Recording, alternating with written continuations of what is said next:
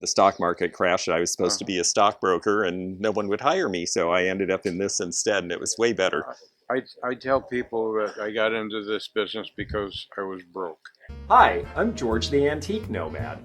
Come with me as I wander the country in search of valuable vintage, amazing antiques, and cool collectibles. We'll buy, sell, and trade at antique malls, shops, and shows, estate sales, flea markets, thrift stores, anywhere people go to find really interesting things that just aren't made anymore. So come on, let's go! Hey everyone, it's George the Antique Nomad, and I am in Washington State and have just stumbled across an estate sale being held by two friends of mine from way back in the antique business. One of them is a fellow named Dennis Eros. He and his wife Anita are going to be resuming shows at Puyallup. So if you're looking for an antique show in the Northwest, there's going to be one at the end of June. They are stepping in where the show promoters that collapsed during all the problems last year used to have a show, and it should be a good one. So look for that. But first of all, we're going to look at a really pretty scene here. We are south of Olympia, Washington, where the state capitol is, and that big old mountain way back over that field is Mount Rainier, the tallest mountain in the lower 48 states. There's a pretty cylinder desk right out front here. Isn't that nice? Great inlay. All of the marquetry. This is French. It's priced at $6.50 and it is a beauty. Works well too. Big old lift bucket there. That thing would be fun to carry.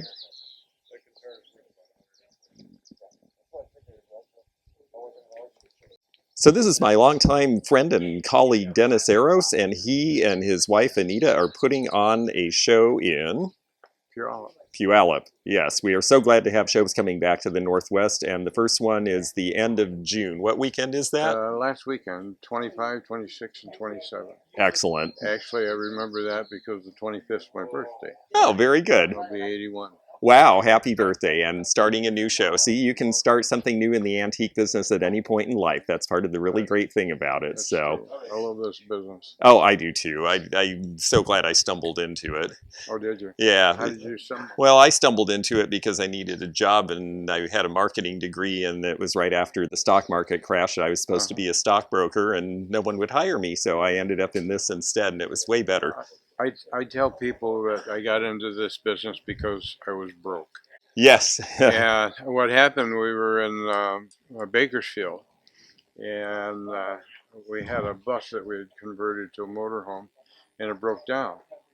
And so I was able to get to a gas station, brakes on the Grapevine Bell. Oh, and that's a bad place 20 for miles, that. Yeah, I coasted for 20 miles. And finally got into a gas station, went up the curb in Bakersfield, and I bumped into the wall.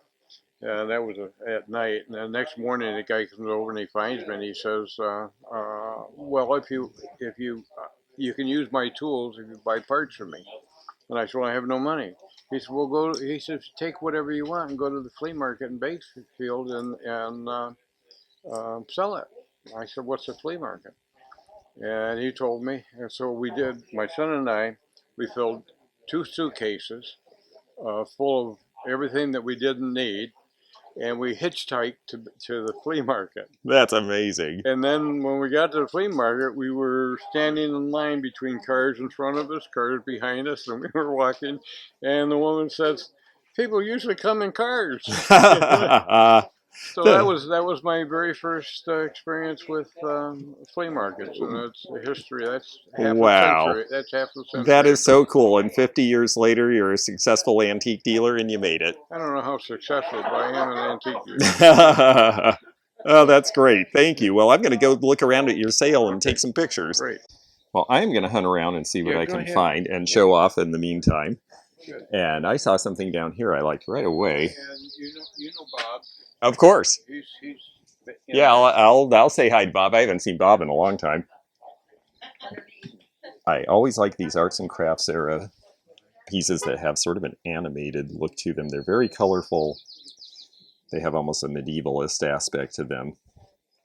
And these prints sell fairly well for me, so we'll have to see how much this is.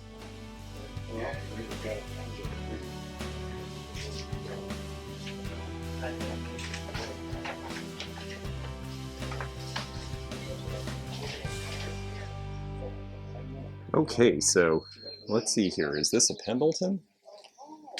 That would be nice, but it's fleece, so that's newer than I usually do. Oh, look, his and hers in the original package. Okay. Oh, thanks. I love that thing too. I think it's just beautiful. Back on it. It's been there forever. Yeah, it's everything, and I just love those. And what is the type of art? I keep thinking there has to be a name for this because it is a style you see from that era. I just saw a piece in Indiana last weekend, but I don't know if it has an official name. It's arts and crafts era, but it has a medievalist sort of an aspect to it. And I think it's definitely arts and crafts. Oh yeah, definitely 1910s. This is Roycroft. Roycroft. Yes, yeah, yes. Yeah, that's what I think that is. It has that feel, absolutely. Yeah. Nice little micro mosaic frame. That's pretty. Oh, that little. Yes.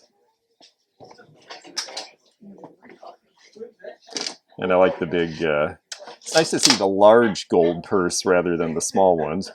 This is a nice German chainmail with the sterling bail, and that's nice. And it looks like the bail is made in England.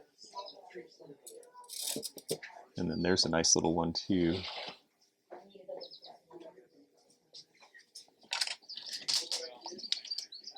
Some nice costume. This is probably Juliana. And for the price they have on it, I think I might take that.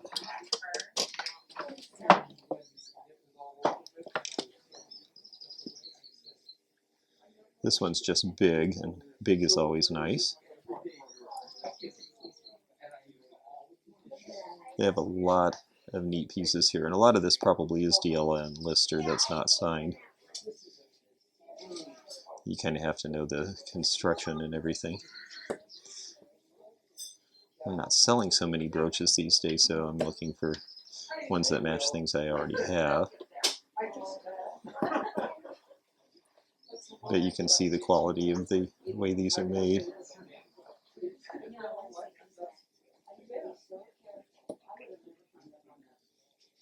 Very, very pretty. I believe this one is definitely Juliana as well.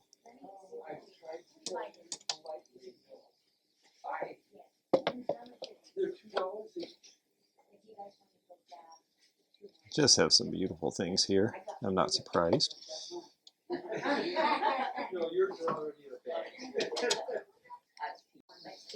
Dennis definitely knows Native American. He's one of the more knowledgeable people I know, and here's this big concho belt in sterling. Now they have it priced at $9.50, but those go for a fortune, so $9.50 is not a bad price. There probably is room for somebody who deals in this. This stuff is just well known to a lot of people now. These are the watch band ends that you see, which are popular again. And look, here's a friend of ours, Lynn, from Worth Dusting Collectibles, and she told me she was going to be here, and she beat me to it, so it looks like she's got some good stuff already. I have a pile. Oh, that's great. Well, I'm going to work on one too. Okay, let's see what we've got on this table.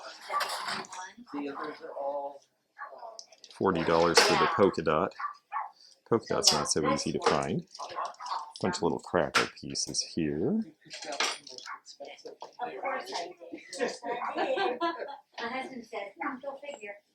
And Kewpies. Cute little Kewpies. Pretty well made, $10.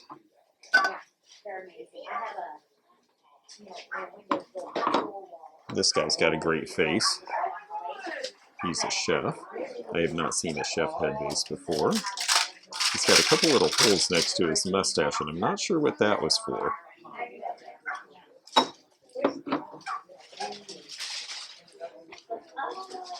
This is German inflation money from the 1920s.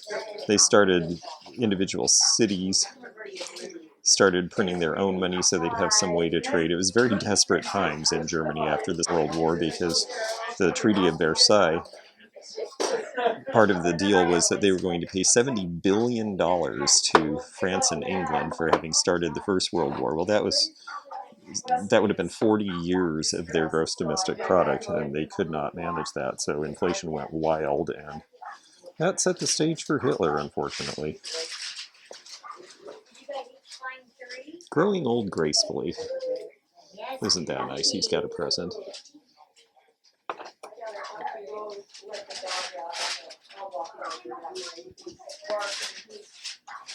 Bunch of old star photos.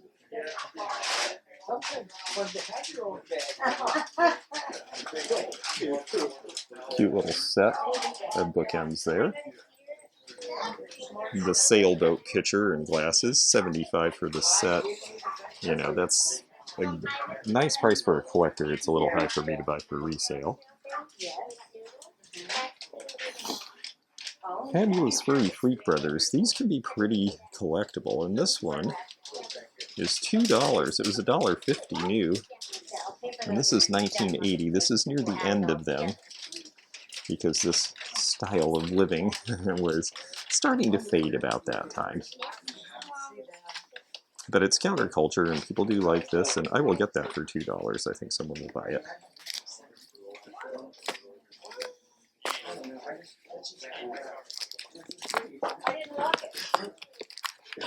The rest of these seem to be later marbles, and those can sell, but I like this guy. So while I'm thinking of it, please comment in the space below here and also hit the thumbs up button to like this video. If you haven't subscribed, click the subscribe button below. Also hit the bell below to be notified of new videos coming every Monday and Wednesday at 8 p.m. Eastern. And thank you so much for following along. Let's go back to this video. This looks like an oversized load sign, and I love these because they describe the way I merchandise. So I think I'll get this if it's reasonable. Bunch of lanterns. It's nice to see some two-colored ones here.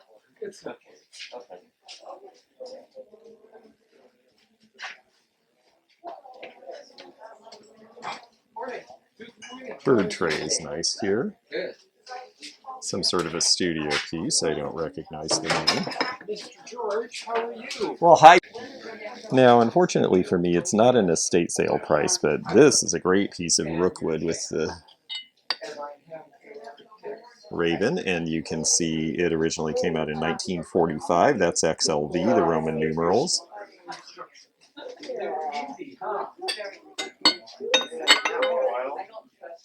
Beautiful glaze. This little pillow vase is only $5, however. It has a mark on it. Let's see if we can make out who it is. It says pillow vase, number 900.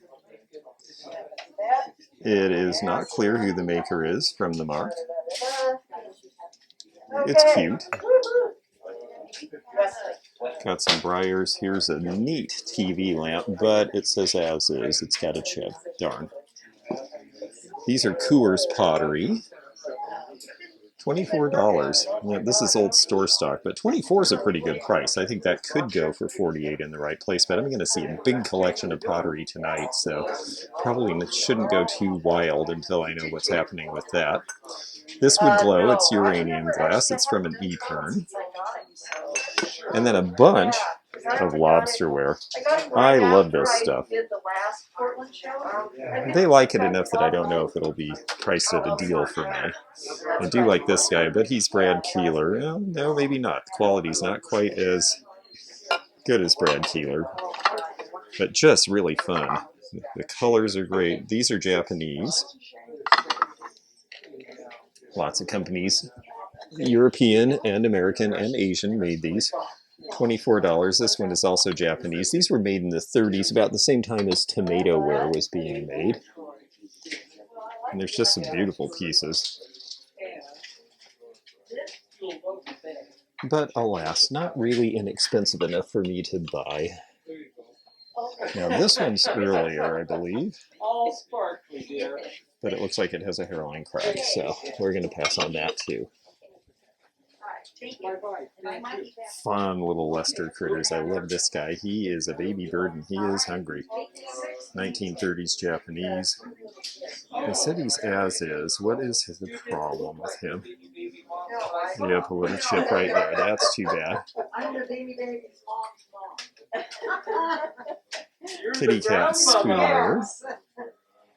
These are all 1930s Japanese, it looks like. This one's a pin cushion.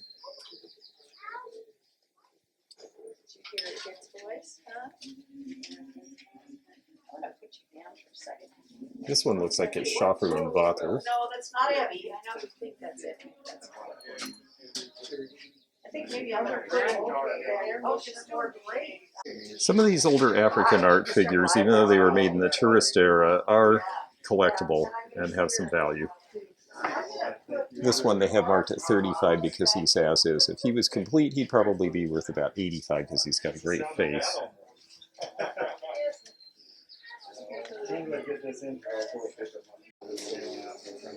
And I see a couple of pieces of treasure craft, and these are very inexpensive. $2 for that, and $3 for that. Well, those are going in my pile.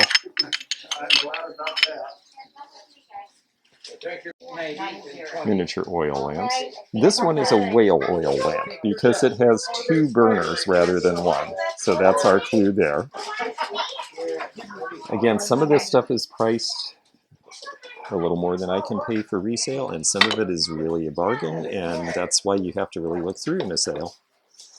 But I'm happy with what I'm getting so far. What was this that came email? Oh, a geode. Okay. Lynn's showing me some of the stuff that she found. And look at this. Wow, Juliet May Fraser, Honolulu. Very nice. Oh yeah, that's very interesting. I like that a lot. You'll have to look on her site or in her upcoming retail store. The bennies are cute, but look at this. Little valise, $10. I think I'll put that in my pile. And yes, lots of green depression glass that will glow under a black light, mainly. No. Great color on this old Foot Locker for only $10. Maybe I could use that to pack things in today as I'm running around. And we've got lamps down here. I like this one. Fiberglass shade. It's just brown, which is kind of plain. Oh, and it looks like it needs a new plug. Now, wiring a plug isn't that hard, but I don't have time to mess with that kind of thing on this trip, so I think I'm going to pass, but it's a great deal for someone. You can't see the signature, but that's definitely Elton Bennett. No doubt about it. There were others who copied his style, but he was the original and the progenitor, and this is one of his. They're worth a few $100s now if you can find them in good shape. And there's another mountain. That is Mount St. Helens. For you folks who haven't seen the volcano before, well, there it is. Capped with snow, it was a beautiful, perfectly symmetrical mountain until 1980 when the top 1,600 feet blew to smithereens. It was actually rather small by volcanic eruption standards, but it was a huge impact on this area. This area lost so much timber, and almost all of the jobs in the area were related to timber. It really emptied out the towns, which was really sad, but the result was that Centralia was a blank slate, and that's why the antique industry was able to take hold. So, you know, anytime there's a disaster, there is a silver lining, and sometimes you just have to be patient to see what it is. And for you folks who are looking for an antique show in the Northwest, here's the information on the first one coming back, and let's support this because we need shows in the Northwest.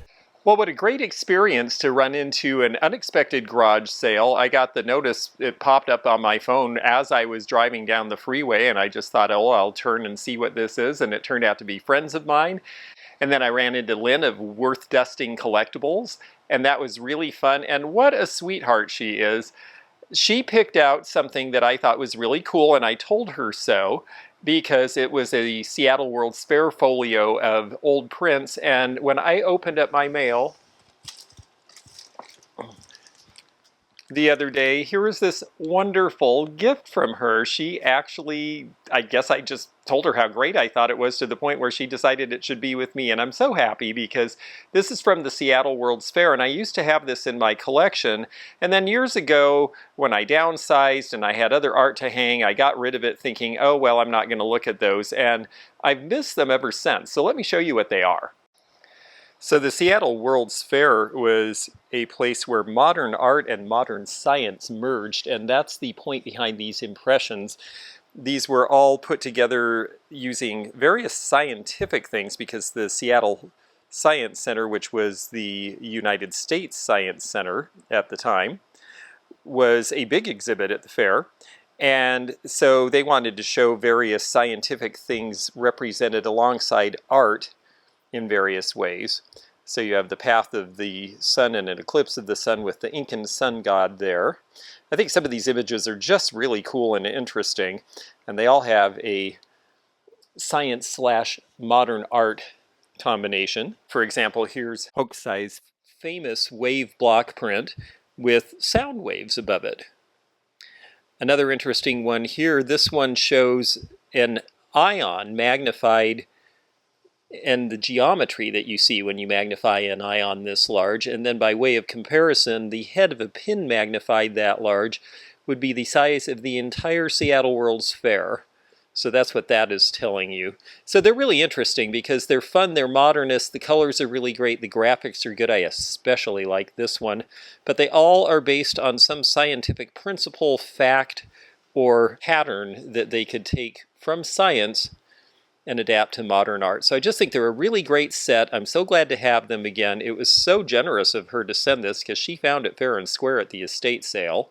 So I was not expecting it. So I just really want to thank you, Lynn, and I want to thank the folks who had the estate sale. I loved what I bought.